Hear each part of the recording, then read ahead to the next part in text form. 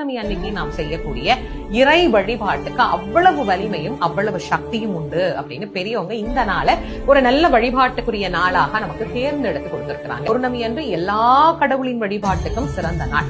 அதுவும் இந்த சித்ரா பௌர்ணமி அன்று அனைத்து விதமான தெய்வங்களுக்கும் ஒரு சிறப்பான வழிபாடு நடைபெறக்கூடிய நாள். அப்போ நம்முடைய மனது ஒரு தெம்பையும் ஒரு தைரியத்தையும் ஒரு முழுமையும் ஒரு நிறைவையும் அது கண்டிப்பாக பெறும். நாம வழிபட வேண்டிய முதல் கடவுளாக விளங்கக்கூடியவர் அப்படின்னு பாத்தீங்கன்னா சிவபெருமான் தான். சிவபெருமான் எல்லாருக்கும் அருளை வாரி வாரி வழங்கக்கூடிய ஒரு வள்ளலாக அவர் விளங்குகிறார். அப்படித்தான் சந்திரனுக்கும் அவர் அருளை பரிபூரணமாக வாரி வழங்கி அந்த தேய்ந்த சந்திரனை தூக்கி தன்னுடைய தலையில வைத்துக் கொண்டு மீண்டும் பூரண சந்திரனாக பொழிவு பெற அருள் செய்தார். வாழ்க்கையில உயர்வே கிடைக்கல, படிப்படியாக உயரலான்னு பார்த்தோம், ஆனா ஏற்றமே இல்லை அப்படின்னு நினைக்கக்கூடியவர்கள் எல்லாம் சிவபெருமானை இந்த நாள்ல ஆராதனை செய்து வழிபாடு செய்து குறிப்பாக மலை தலங்கள்